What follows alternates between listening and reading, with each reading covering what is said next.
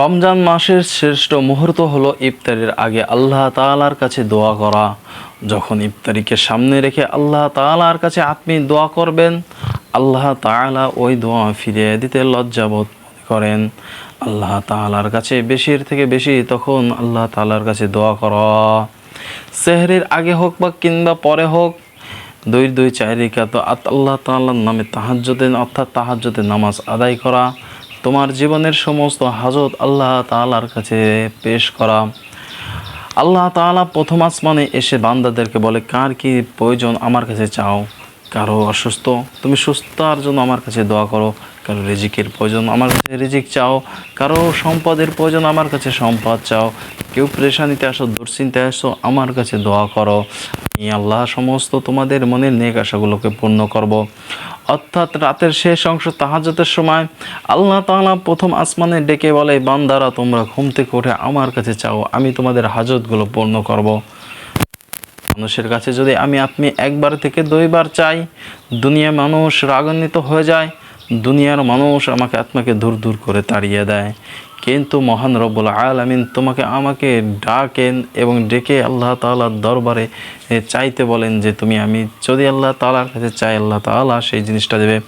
অর্থাৎ ইস্তেগফারের কি দামি তাহাজ্জুদ নামাজ পড়লে ফায়দা কি? আজকের বিষয়টা হলো ইস্তেগফারের এমন একটি দাম যে ইস্তেগফারের মাধ্যমে তোমার আমার জীবনের সমস্ত গুনার খাতা আল্লাহ মাফ করে দেবে। এই ইস্তেগফারের কারণে তোমার আমার রিজিককে আল্লাহ তাআলা দ্বিগুণ বাড়িয়ে দেয়। আমি যত বেশি বেশি ইস্তেগফার পড়তে পারবো আল্লাহ তাআলার কাছে তত বেশি দামি হব। একটি ঘটনা আছে, হযরত রুমি রাহমাতুল্লাহ আলাইহির কাছে চারটি লোক এসে চার ধরনের প্রশ্ন করলেন যে, হুজুর আমার তো ছেলে সন্তান হয় না, আমি কি আমল করতে পারি? হুজুর এবার তো বৃষ্টি হচ্ছে না, আমি কি করতে পারি? বৃষ্টির জন্য কি দোয়া করতে পারি? হুজুর আমার ফসল আদি তো ভালো হয় না, আমি এর জন্য কি দোয়া করতে পারি? হুজুর আমি বড় চিন্তায় এবং দুশ্চিন্তায় আসছি, এর জন্য আমি কি দোয়া করতে পারি? তখন হুজুর বলে, তোমরা ইস্তেগফারের আমলকে বাড়িয়ে দাও। অর্থাৎ আস্তাগফিরুল্লাহ আস্তাগফিরুল্লাহ আস্তাগফিরুল্লাহ। পাশে থাকা আর অন্য এক ব্যক্তি যখন জিজ্ঞাসা করলেন, হুজুর চারজন মানুষের তো চারটি সমস্যা, তবে আপনি এই চারটি মানুষকে একটি আমল কেন দিলেন? তখন হুজুর বললেন, এই ইস্তেগফার এমন একটি দামি ইস্তেগফার, মানুষের যত হাজত হোক না কেন, মানুষের যত প্রয়োজন হোক না কেন, এই ইস্তেগফারের আমল যদি কোনো ব্যক্তি করে, আল্লাহ তাআলা তার মনের সমস্ত আশাগুলো পূর্ণ করে দেবে। অর্থাৎ ইস্তেগফার এমন একটি দামি, ইস্তেগফার যত আপনি বেশি করতে পারবো, আল্লাহ তাআলার কাছে তত বেশি দামি হয়ে যাব। এই রমজান মাসটায় আল্লাহ তাআলার কাছে বেশির থেকে বেশি আমাদেরকে গুনাহকে স্মরণ করে আল্লাহ তাআলার কাছে মাপ চাইতে হবে। আল্লাহ তাআলার কাছে জাহান্নাম থেকে মুক্তির দোয়া চাইতে হবে। আল্লাহ তাআলার কাছে জান্নাত চাইতে হবে। কোরআনকে বেশি বেশি তেলাওয়াত করতে হবে, ইস্তেগফার পাঠ করতে হবে বেশি বেশি থেকে, কালিমা তৈয়্যিবা লা ইলাহা ইল্লাল্লাহ মুহাম্মাদুর রাসূলুল্লাহ বেশি থেকে বেশি কালিমা পড়তে হবে। যারা কোরআন পড়তে পারি চেষ্টা করবেন, সম্ভব হলেও কমপক্ষে হলো 3 খতম দেওয়ার চেষ্টা করব। আর যারা কোরআন খতম না পড়তে পারি, সূরা ইখলাস দিনে 100 বা 200 বার পাঠ করতে থাকি। 3 বার সূরা ইখলাস যদি নিয়তের সহকারে কেউ পাঠ করে, একটি কোরআনের খতম আল্লাহ তাআলা তার আমলনামায় দেয়। অর্থাৎ এই সূরা ইখলাস যদি কেউ ব্যক্তি পাঠ করে, তার যদি গাছের পাতা পরিমাণও গুনাহ থাকে, আল্লাহ তাআলা তার গুনাহকে মাফ করে দেবে। বৃষ্টির পরিমাণেও যদি তার গুনাহ থাকে, আল্লাহ তাআলা তার গুনাহকে মাফ করিয়ে দেবে। বালির পর্যন্ত যদি তার গুনাহ থাকে, আল্লাহ তাআলা তার গুনাহ মাফ করে দিবে। ইস্তেগফারের এত দামি আওয়াজ সাথে যদি কেউ সূরা ফাতিহা একবার পাঠ করে নেয়, এই পাঠ করার পর আল্লাহ তাআলার কাছে দোয়া করলো, হাই আল্লাহ আমার পিতা কবরবাসী হয়ে গেলে তাকে মাফ করো, আমার মাতা কবরবাসী হয়ে গেলে তাকে মাফ করো, আমার নানা নানি দাদা নানি শ্বশুর শাশুড়ি পাড়া প্রতিবেশী মামা চাচারা কবরবাসী হয়ে গেলো, তাদের মাগফিরাতে এই সবটুকু পৌঁছিয়ে দাও। এইভাবে আল্লাহ তাআলার কাছে দোয়া করা, এইভাবে ইস্তেগফারের প্রতি আমল করা। তাহাজ্জুদের নামাজ পড়লে তোমার চেহারা সুন্দর হবে, তোমার ভবিষ্যতে জিন্দেগি সুন্দর হবে। আল্লাহ তাআলা তোমার রিজিককে আরও বেশি থেকে বেশি বাড়িয়ে দেবে। তোমাকে সমস্ত পেরেশানি এবং দুশ্চিন্তা থেকে আল্লাহ তাআলা রক্ষা করে নেবে। আল্লাহ তাআলা তার নিজ দয়া এবং নিজ কুদরতেভাবে তোমাকে হেফাজত করে নেবে সমস্ত বিপদ থেকে। আমি যদি ইস্তেগফারের আমি যদি তাহাজ্জুদের নামাজকে কন্টিনিউ করতে পারি, আল্লাহ তাআলার কাছে প্রিয় দামি হয়ে যাব। এই রমজান মাসটা এমন একটি মাস যে জিনিসটা হালাল হওয়ার শর্তেও আল্লাহ তাআলা সেই জিনিসটাকে স্পর্শ করতে মানা করেছেন, যেমন পানি খাওয়া হালাল, ভাত খাওয়া হালাল, হালাল স্ত্রী হালাল, কিন্তু সূর্য উদয় থেকে সূর্য অস্ত পর্যন্ত এর সম্পূর্ণভাবে সমস্ত কিছুই পানীয় পান করা যাবে না, খাদ্য খাওয়া যাবে না, স্ত্রীর সাথে মেলামেশা সহবাসও করা যাবে না, এটাও হারাম। তাহলে যদি আমি আপনি এই রমজান মাসে রোজা না রেখেও যদি গুনাহ করি, তাহলে বোঝেন তো আল্লাহ তাআলার কাছে কত শাস্তি গ্রহণযোগ্য আমি আপনি হয়ে দাঁড়াবো। হালাল জিনিসকেও যদি আল্লাহ তাআলা হারাম করে দেয়, আর তাহলে ওই হারাম জিনিস আল্লাহ তাআলার কাছে কত ঘৃণিত। কিন্তু আমি কত মানুষ আছে যারা রমজানের রোজা পেরে রাখে না, তারা দোকানের ভিতর, ঘরের ভিতর দরজায় জানালা আটকিয়ে খানা খায়, রোজা রাখে না। কিন্তু আল্লাহ তাআলা তো আলিমুস সুদূর, তিনি তো সমস্ত কিছু জানেন এবং দেখেন, তিনি তো অন্তর্যামী, তিনি তো গায়েবের মালিক। আপনি দুনিয়ার মানুষকে ফাঁকি দিচ্ছি, কিন্তু আল্লাহ তাআলা রব্বুল আলামিনকে আপনি ফাঁকি দিতে পারছি না।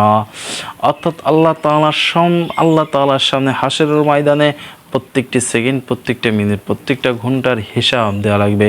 এই রমজান মাসে একটা সেকেন্ড হীরা মুক্তার চেয়েও দামি। এই রমজান মাসে প্রতিটি সেকেন্ড অন্য মাসের থেকে 70,000 গুণ বেশি দামি। অর্থাৎ এই রমজান মাস এমন একটি মাস, কোরআন অবতীর্ণর মাস, এই মাসে কোরআনটা নাজিল হয়ে যায়। তাহলে ভাবুন তো এই মাসটা কত দামি। আর এই মাসে কোরআন নাজিল হয়েছে, অর্থাৎ কোরআনকে যদি আপনি তেলাওয়াত করি, তাহলে আপনি কতটা আল্লাহ তাআলার কাছে দামি হয়ে যাব। যারা কোরআন তেলাওয়াত করে, তাদেরকে সাহায্য করে যারা, তারা কত দামি। যাদেরকে কোরআনকে পড়নেওয়ালাকে সাহায্য করে, কোরআন পড়নেওয়ালাকে সহযোগিতা করে, তারাও কতটা দামি। যারা কোরআন পড়ায় তারাও কতটা দামি, যারা কোরআন পড়ে তারাও কতটা দামি আল্লাহ তাআলার কাছে। অর্থাৎ এই ইস্তেগফারের প্রতি বেশি বেশি আমল করা এবং তাহাজ্জুদের নামাজে আল্লাহ তাআলার কাছে কান্নাকাটি করা, রমজানে রোজা রাখা, রাতের অংশে নামাজে দাঁড়ানো, তারাবির নামাজ পড়া, তাহাজ্জুদের নামাজ পড়া, রাতের অংশ নামাজ পড়ো, দিনের অংশ রোজা রাখো, তাহলে আমি আল্লাহ তাআলার কাছে প্রিয় বান্দা এবং প্রিয় মানুষ হয়ে উঠব। কিন্তু রমজান মাস পেয়েও যদি তোমার আমার জীবনের গুনাহকে মাফ না করাতে পারি, আল্লাহ রাসূল সাল্লাল্লাহু আলাইহি ওয়াসাল্লাম বলেন, ওই ব্যক্তি ধ্বংস হয়ে যাক যে ব্যক্তি রমজান মাস পেয়েও তার গুনাহকে মাফ করাতে পারলো না। অর্থাৎ এই রমজান মাসে আমার আত্মার বেশি বেশি আমল করা উচিত, আমার আত্মার বেশি বেশি কোরআন তেলাওয়াত করা উচিত, আমার আত্মার বেশি বেশি দান সদকা করা উচিত, মানুষের সাথে ভালো ব্যবহার করা উচিত, মানুষের থেকে খারাপ ব্যবহার থেকে দূরে চলা, বাজারে আড্ডা দিয়ে থেকে দূরে থাকা, নিজে একা একা থাকা, আল্লাহ তাআলার কাছে বেশি বেশি কান্নাকাটি করা, জাহান্নাম থেকে মুক্তি চাওয়া। আমার অতীতের গুনাহগুলো আল্লাহ তুমি মাফ করো, আমার ভবিষ্যৎকে আল্লাহ তুমি ভালো করে দাও, এইভাবে আল্লাহ তাআলার কাছে কান্নাকাটি করা। আল্লাহ রাসূল সাল্লাল্লাহু আলাইহি ওয়াসাল্লামের জীবন দশায় তিনি একবার নিষ্পাপ ছিলেন, তার সামনে পিছনে সমস্ত গুনাহ মাফ থাকা সত্ত্বেও তিনি ডেইলি 70 থেকে 100 বার ইস্তেগফার পাঠ করতেন। আমার আত্মারও বেশি থেকে বেশি ইস্তেগফার পাঠ করতে হবে। এই ইস্তেগফারের একটি ঘটনা আছে ইমামে হাম্বলের জামানার একটি ঘটনা। সেই ঘটনাটা হলো, একজন রুটি বেকনেওয়ালা রুটি বানাচ্ছেন। ইমামে হাম্বল রাতের বেলা সফরে রওনা হলেন। সফর হওয়ার সময় তিনি বিশ্রাম নেবে কোথায়? মসজিদে বিশ্রাম নেওয়ার জন্য তিনি গেলেন। তখন ওই মসজিদের খাদেম ইমামে হাম্বলকে না চিনতে পেরে মসজিদ থেকে বের করে দিলেন। মসজিদ থেকে বের হওয়ার পর ইমামে হাম্বল হাঁটতে হাঁটতে যাচ্ছেন, দেখলেন একটি লোক রুটি বানাচ্ছেন। ইমামে হাম্বল তার বাসায় গেলেন। তার বাসায় যাওয়ার পর সেখানে রেস্ট করলেন, সেখানে খানা খাইলেন এবং কিছু শুয়ে পড়লেন। আর ওই যুবক রুটি বানাচ্ছে আর ইস্তেগফার করতেছেন, আস্তাগফিরুল্লাহ আস্তাগফিরুল্লাহ আস্তাগফিরুল্লাহ। ইমামে হাম্বল ওই জিনিসটা খেয়াল করলেন। তখন যুবককে জিজ্ঞাসা করা হলো, যুবক তুমি এমন কি মনে মনে পড়তেছো? তখন ওই যুবক বলল, আমি ইস্তেগফার করতেছি, আস্তাগফিরুল্লাহ আস্তাগফিরুল্লাহ আস্তাগফিরুল্লাহ। ইমামে হাম্বল বললেন, তুমি এই আমলটি করে কি পেয়েছো আল্লাহ তাআলার কাছে? তখন ওই যুবক বলল, আমি যা চেয়েছি আল্লাহ তাআলার কাছে সমস্ত কিছু পেয়েছি, শুধুমাত্র একটি জিনিস বাদে। সেই জিনিসটা হলো, আমি শুনেছি কি এই জামানার নাকি একজন বুজুর্গ ব্যক্তি আছে ইমামে হাম্বল, আমার বড় ইচ্ছা সে আমার বাড়িতে আসবে, আমি তাকে মেহমানদারি করাবো, আমি তাকে দেখবো, আমি তার সাথে মুসাফা করব। ইমামে হাম্বল ঝরঝর করে কান্না করে দিলে। তখন ওই যুবক জিজ্ঞাসা করলো, হুজুর আপনি কেন কান্না করেন? তখন ইমাম হাম্বল বলেন, তোমার ইমামে হাম্বলের কাছে যাওয়ার প্রয়োজন নয়, আল্লাহ তাআলা ইমামে হাম্বলকে তোমার সামনে নিয়ে আসছেন। তাহলে ওই ইস্তেগফারের এতটা গুণ, এতটা দামি যে ইমামে হাম্বলকে ওই যুবকের বাসায় পৌঁছে দিল। আপনি যদি একিনের সাথে বিশ্বাসের সাথে বেশির থেকে বেশি ইস্তেগফার পাঠ করতে পারি, আমার আত্মার জীবনের গুনাহ আল্লাহ তাআলা মাফ করে দেবে, আমার আত্মার জীবনের বিপদকে আল্লাহ তাআলা মাফ করে দেবে, আমার আত্মার জীবনের ভবিষ্যৎকে আল্লাহ তাআলা সুন্দর করে দেবে। অর্থাৎ আমাদেরকে ইস্তেগফার বেশি পাঠ করতে হবে, আমাদেরকে তাহাজ্জুদ নামাজে আল্লাহ তাআলার কাছে কান্না করতে হবে, আমাদেরকে জিকির করতে হবে সুবহানাল্লাহ আলহামদুলিল্লাহ ওয়ালা ইলাহা ইল্লাল্লাহ আল্লাহু আকবার। এই জিকিরগুলো পড়তে হবে। হাসবি আল্লাহু লা ইলাহা ইল্লাহু আলাইহি তাওয়াক্কালতু ওয়া হুয়া রাব্বুল আরশিল আযীম। এই জিকিরগুলো বেশি থেকে বেশি করতে হবে। কোরআন তেলাওয়াত করতে হবে যতটুকু সম্ভব। কোরআন তেলাওয়াত যদি না পারি, সূরাগুলো যেই সূরাগুলো আমি আপনি পারি সেই সূরাগুলো বারবার করা। মা বোনেরা যারা আমরা রোজা রাখেন, আপনারা যারা রোজা রাখেন, আপনারা রান্নাবাড়ির কাজ করেন, আপনারা বেশি থেকে বেশি রান্না করতেছেন, মুখে জিকির রাখবেন, কোরআন তেলাওয়াত রাখবেন। যেখানে আল্লাহ তাআলা রব্বুল আলামিন এই রমজান মাসে কোরআন তেলাওয়াত করতে বলছেন, এই রমজান মাসে বেশি থেকে বেশি জিকির করতে বলছেন, এই রমজান মাসে নামাজ পড়তে বলছেন, এই রমজান মাসে দান সাকাত করতে বলছেন, এই রমজান মাসে জীবনটাকে সুন্দর করতে বলছেন। কিন্তু মানুষ এইগুলো না করে তিনি ইফতারির সময় অনেক পদের আইটেমগুলো রাখে, কিন্তু আল্লাহ রব্বুল আলামিন তো এভাবে কোনো কিছু বলে নাই যে তোমার ইফতারিকে সামনে হাজার পদের বা অনেক পদের আইটেমগুলো রাখো।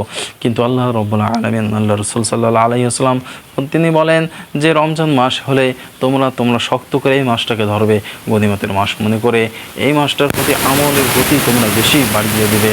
কিন্তু আমরা এই আমলের গতিকে আরও কমিয়ে দিয়ে ব্যবসা বাণিজ্যের ভিতরে বেশি মনোযোগ দিয়ে ফেলাই, রান্না করা বা রান্নাবাড়ির ভিতরে বেশি মনোযোগ দিয়ে ফেলাই, এক এক আইটেমের প্রতি বেশি মনোযোগ দিয়ে ফেলাই। কিন্তু রমজান মাসটা শেষের পথে চলে যায়, তখন আফসোস হয় যে হায় রমজান মাসটা চলে গেল, কি আমল করতে পারলাম, কতটুকু আমল করতে পারলাম, এমন একটা দিলের ভিতরে এরকম একটা আফসোস শুরু হয়ে যায়। সাবধান, এমন একটা আফসোস মনে আমার আত্মার জীবনের ভিতর না আসে, এমন একটা আফসোস আমি আপনি মনে না করি। অর্থাৎ এই রমজান মাসটাকে বেশির থেকে বেশি ইস্তেগফার পাঠ করতে হবে, তাহাজ্জুদের নামাজ পড়তে হবে, সূরা ইখলাস পাঠ করি, আল্লাহু আকবার, লা ইলাহা ইল্লাল্লাহ। যতটুকু আমল পারি ততটুকু আমল বেশি বারবার পাঠ করতে তাহলে কি মসজিদের ইমামের কাছ থেকে জেনে নেই, অর্থাৎ কোনো আলেমের কাছ থেকে জেনে নেই। সমস্ত গুনাহ থেকে আমাদেরকে বেঁচে থাকতে হবে, এবং যত গুনাহটা যতই ছোট হোক না কেন কোনো গুনাহ কাজ করা যাবে না, নেকি যত ছোট হোক না কেন কোনো রকমভাবে নেকিকে ছাড়া যাবে না। তো অর্থাৎ আল্লাহ তাআলার কাছ থেকে জাহান্নাম থেকে মুক্ত চাইতে হবে, গুনাহমুক্ত জীবন চাইতে হবে, জান্নাত আল্লাহ তাআলার কাছে চাইতে হবে, 5 ওয়াক্ত নামাজ জামাতের সাথে ইমামের পিছে আদায় করতে হবে, তারাবির নামাজ পড়তে হবে, সমস্ত আমলগুলোকে বেশি থেকে বেশি করতে হবে। অর্থাৎ কোনো ব্যক্তি যদি তাহাজ্জুদের নামাজ আদায় করেন তাহলে তার ফরজটা কোনো সময় ফজরের নামাজটা কাজে যাবে না, কেননা তখন তার ভিতরে একটা ফিকির থাকবে যে আমি এই নামাজটা যখন পড়েছি আমি ফজরের নামাজটা পড়িয়ে নেই। আর ফজরের নামাজটা পড়ে যখন সে কোনো কাজের ভিতর হোক না কেন, সে যে কোনো কাজেই যাক না কেন, সেই সমস্ত কাজই তার ইবাদত হিসেবে গণ্য হয়ে যাবে। অর্থাৎ ইফতারের আগ মুহূর্ত আমি আপনি দোয়া করলে আল্লাহ তাআলার কাছে তখনই আল্লাহ তাআলার কাছে দোয়াকে আল্লাহ তাআলা গ্রহণযোগ্য এবং কবুল করে নেয়। যদি আমি আপনি হালাল খাদ্য খেয়ে থাকি, হারাম জিনিস শরীরের ভিতরে রেখেও যদি দোয়া করছেন কালো, ওই দোয়া আল্লাহ তাআলা দরবারে কবুল হয়ে যাবে না, ওই দোয়া ঝুলন্ত অবস্থায় থাকবে। অর্থাৎ হালাল জিনিস খেয়ে আল্লাহ তাআলার কাছে দোয়া করা এবং আল্লাহ রাসূল সাল্লাল্লাহু আলাইহি ওয়াসাল্লামের প্রতি দরুদ শরীফ পাঠ করিয়া আল্লাহ তাআলার নামে প্রশংসিত করিয়া তখন কান্নাকাটি করে, কান্না যদিও না আসে কান্নার অভিনয় করে হলেও আল্লাহ তাআলার কাছে জাহান্নাম থেকে মুক্তি চাওয়া। মালিক জীবনে অনেক পাপ করে ফেলেছি, প্রত্যেকটা পাপকে স্বীকারোক্ত করিয়া আল্লাহ তাআলার কাছে দোয়া করা। অর্থাৎ ইস্তেগফার বেশি পাঠ করা, 2-4 রাকাত অর্থাৎ সেরে আগে হোক বা পরে হোক তাহাজ্জুদের নামাজ আদায় করা। তাহলে আমার আত্মার জীবনের গুনাহ মাফ হবে, আমার অতীতের গুনাহ মাফ হবে, আমার ভবিষ্যৎ সুন্দর হবে, আমার জীবন সুন্দর হবে, আমি মানুষের কাছে সুন্দর থাকব, আমি আল্লাহ তাআলার কাছে সুন্দর থাকব, হাসরের ময়দানে আমি কামিয়াবি হয়ে যাব। যদি আমরা এই আমলগুলো না করতে পারি, এই রমজান মাসটা পেয়েও যদি আফসোসের সাথে রমজানকে বিদায় দিতে হয়, তাহলে আল্লাহ রাসূল সাল্লাল্লাহু আলাইহি ওয়াসাল্লাম বললেন ওই ব্যক্তি ধ্বংস হয়ে যাক যে রমজান পেয়েও রমজানের গুনাহ তার জীবনের গুনাহকে মাফ করাইতে পারলো না। অর্থাৎ আমাদেরকে হাসরের ময়দানে বেইজ্জতি হয়ে যাবে, দুনিয়ার মানুষের কাছেও বেইজ্জতি হয়ে যাব, আমাদের ভবিষ্যতের ভয়ঙ্কর হয়ে আসবে, আমাদের জীবনটাও অসুন্দর হয়ে যাবে। অর্থাৎ এই আমলগুলো করার চেষ্টা করবো ইনশাআল্লাহ। যতটুকু সম্ভব কোরআন তেলাওয়াত যদি শিখতে জানতে পারি কোরআন তেলাওয়াত পাঠ করব, আর যদি না পারি শেখার চেষ্টা করব, সেটাও যদি সম্ভব না হয় যেই সূরাগুলো পারি সেই সূরাগুলো তেলাওয়াত করতে তালে থাকবো, জিকির করতে তালে থাকবো, ইস্তেগফার পাঠ করতে তালে থাকবো, মানুষের সাথে ভালো ব্যবহার করতে তালে থাকবো। যতটুকু সম্ভব হয় সেই সম্ভব অনুযায়ী কি দান সদকা করা। তোমার কাছে 5 টাকা হয়েছে, তুমি 2 টাকা দান করে দাও, তারপর দেখবে তোমার ওই আল্লাহ তাআলা তোমার ওই দানের ওসিলায় তোমার বিপদ বালা মুসদ্দুরও করবে, আর তোমার রিজিক আল্লাহ তাআলা বেশি বেশি বাড়িয়ে দিবে। অর্থাৎ যে আমলগুলো বললাম, এই আমলগুলো রমজানকে মনে করে, রমজানের প্রতিটি সেকেন্ডকে দামি মনে করে জীবনকে সুন্দর করার জন্য হলো আমার আত্মার এই আমলগুলো শক্ত করে এবং মজবুত করে আদায় করতে হবে। জীবন চলে যাক, রুহ বের হয়ে যাক, কোনোরকমভাবে কোনো আমল ছাড়া যাবে না, কোনোরকমভাবে কোনো গুনার কাজ করা যাবে না। ইনশাআল্লাহ এই আমলগুলো যদি আমি আপনি করতে পারি, আল্লাহ তাআলার কাছেও দামি হব, দুনিয়ার মানুষের কাছে আল্লাহ তাআলা আমাকে অনেক অনেক দামি বানিয়ে দিবে ইনশাআল্লাহ।